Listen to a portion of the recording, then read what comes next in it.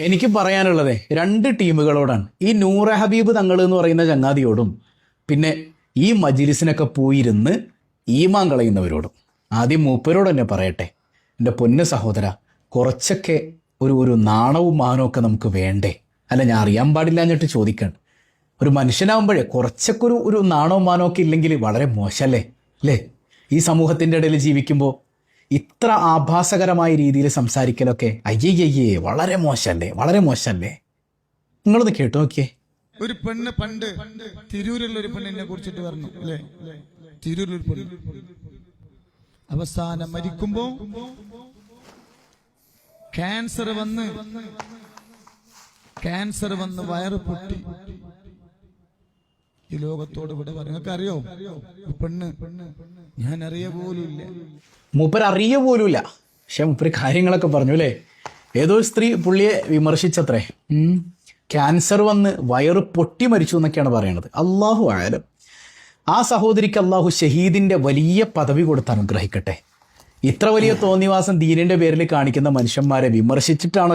പ്രിയപ്പെട്ട റസ്ബി, നമ്മുടെ ശരീരത്തിലെ മുഴുവൻ ഊർജ്ജം ചെലവഴിക്കപ്പെട്ടാലും, നമ്മുടെ നാവിലെ വെള്ളം പറ്റി നമ്മൾ നിശ്ചലമായാലും ഇതിന് അറുതി വരുമെന്ന് നിങ്ങൾക്ക് തോന്നുന്നുണ്ടോ? നിങ്ങൾ നോക്കൂ, ഈ പറയപ്പെട്ട കക്ഷിയുടെ അനുജൻ പുതിയ വീട് പണിതപ്പോൾ ആദ്യം അവർ സ്ഥാപിച്ചത് ഒരു പുതിയ കൊടിമരമാണ്. അത് കണ്ടു നോക്കൂ.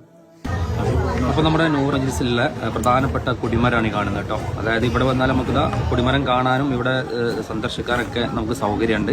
അപ്പോൾ അടുത്ത മജ്ലിസ് മുതൽ ഇവിടെ ഒരുപാട് മാറ്റങ്ങൾ വരാം. ഇനി ഈ മനുഷ്യനൊരു പണിക്ക് പോകണോ? മറ്റെന്തെങ്കിലും തൊഴിൽ തേടി പോകണോ? ഒരു കച്ചവടം തുടങ്ങേണ്ടതുണ്ട്? ഒന്നും വേണ്ട. ഈ ഒരൊറ്റ കൊടിമരം മതി അദ്ദേഹത്തിൻ്റെ 10 തലമുറക്ക് തിന്നാനുള്ളത്. ഈ നാട്ടിലെ നിഷ്കളങ്കരായ, പ്രത്യേകിച്ച് വടക്കേ മലബാറിലുള്ള പാവപ്പെട്ട പെണ്ണുങ്ങൾ അതിൻ്റെ ചൂട്ടിക്കൊണ്ടിട്ട് കൊടുക്കും. വടക്കേ മലബാറിലെ പ്രവാസ ലോകത്ത് മരുഭൂമിയിൽ കിടന്ന് കഷ്ടപ്പെടുന്നവൻ അധ്വാനിക്കുന്ന വിയർപ്പിൻ്റെ ഭാഗം വീട്ടിലേക്ക് പെണ്ണുമ്പിള കഴിച്ചു കൊടുക്കുമ്പം ആ പൈസ അങ്ങനെ തന്നെ ഈ കൊടിമരത്തിന് ചൂട്ടിച്ചെല്ലും. റസ്ബി, നമ്മൾ പറഞ്ഞ് തോറ്റുപോകും. 100% നമ്മൾ പറഞ്ഞ് തോറ്റുപോകും. തോറ്റുപോകുക എന്ന് പറഞ്ഞാൽ നമ്മൾ ബാത്തിലും അവർ ഹക്കായതുകൊണ്ടല്ല.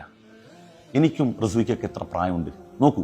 ഞാൻ 34 വയസ്സുകാരനാണ്. 92 ജനിച്ച ആളാണ്. റസ്വി എൻ്റെ അനുജനാണെന്ന് ഞാൻ വിചാരിക്കുന്നത്, ഇല്ലെങ്കിൽ എൻ്റെ സമപ്രായക്കാരൻ.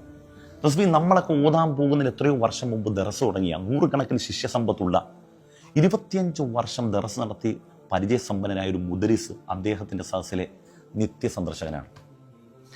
അദ്ദേഹം പച്ച കുഫിരിയത്ത് മൈക്കിലൂടെ, അത് നിങ്ങൾക്കൊക്കെ അറിയാം, ഞാൻ ഈ സദസ്സിൽ ഒരു ബഹുസ്വര സമൂഹത്തിൽ അത്തരം വിഷയങ്ങൾ നമ്മൾ പറഞ്ഞ് ഒരു പുതിയ വിവാദത്തിന് വഴി തുറക്കേണ്ടെന്ന് വിചാരിച്ചിട്ടാണ്.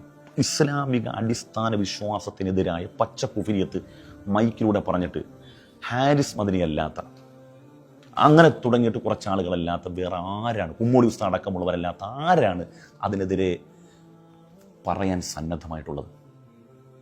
ആ 25 വർഷം ദർശനം നടത്തിയ മുദരിസ് സദസ്സിലിരിക്കുമ്പോൾ ഇത് പറയുന്നത് ഒന്ന് തോളിൽ തട്ടിയിട്ട്, തങ്ങളെ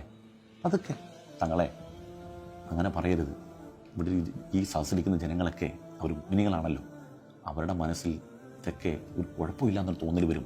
അത് വലിയ വിഷയമാണ് എന്ന് പറഞ്ഞു കൊടുക്കാൻ ആ മനുഷ്യനെ കൊണ്ട് സാധിച്ചില്ല എങ്കിൽ ഞാൻ മനസ്സിലാക്കുന്നത്, റസ്വി 2000 രൂപ ആഴ്ചയിൽ 2000 രൂപയും കോഴി ബിരിയാണിക്ക് മുമ്പിൽ വളയാത്ത നട്ടലുകൾ വളരെ തുലവും കുറവാണ്.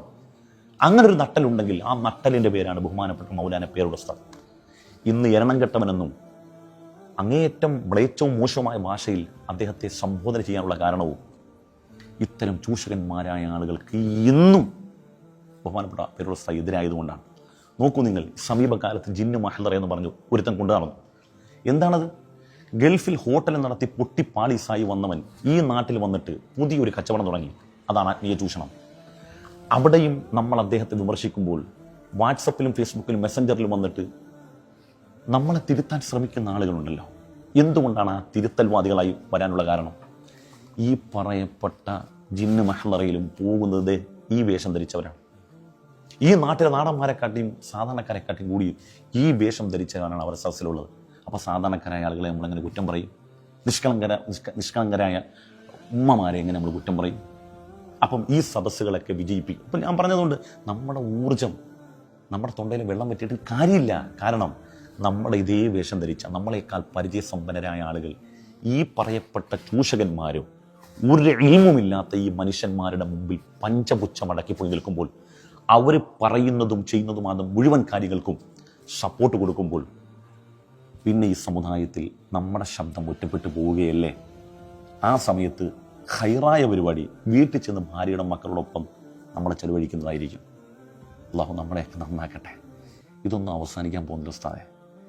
ഇതിൻ്റെയൊക്കെ ഒരു സുഖം പിടിച്ചു കഴിഞ്ഞോണ്ടല്ലോ, ഈ മേലനങ്ങാതെ തടിയനങ്ങാതെ ഇങ്ങനെ പൈസ വരുന്ന ആളുകൾ കൊണ്ടുവന്ന് 5000-ഉം 10,000-ഉം ലക്ഷക്കണക്കിന് രൂപ, ചിലപ്പം 7 ലക്ഷമൊക്കെ അങ്ങനെ റബ്ബറിട്ട് അങ്ങോട്ട് കൊണ്ട് കൊടുക്കുമ്പോൾ നമ്മുടെ ചുറ്റുവട്ടത്ത് 100 കണക്കിന് സ്ഥാപനങ്ങളുണ്ട്. കണ്ണ് കാണാത്തവർ പഠിക്കുന്ന, അതുപോലെ തന്നെ അംഗവൈകല്യമുള്ള, അതുപോലെ ബുദ്ധിപരമായി പിന്നോക്കം നിൽക്കുന്ന കുട്ടികളൊക്കെ പഠിക്കുന്ന, അല്ലെങ്കിൽ ദർശ വിദ്യാർത്ഥികൾ പഠിക്കുന്ന 100 കണക്കിന് സ്ഥാപനമുണ്ട്. ആ സ്ഥാപനങ്ങൾ അനുദിനം മുന്നോട്ട് പോകാൻ വേണ്ടി ഓരോ വീടിൻ്റെയും ഉമ്മറപ്പടിയിൽ റിസീവർമാർ വന്ന് കൈനീട്ടുകയാണ്. ഈ പൈസ അത്തരം ദർസുകൾക്ക് കൊടുത്താൽ ആ കുഞ്ഞുങ്ങൾ 10 കിതാബ് വാങ്ങി ഓതിയാൽ നിലക്കാത്ത പ്രതിഫലം, പരലോകത്ത് നിശ്ചലമാകാത്ത പ്രതിഫലം അവർക്ക് കിട്ടൂലേ? നിങ്ങൾ ഇനിയെങ്കിലും ചിന്തിക്കുക.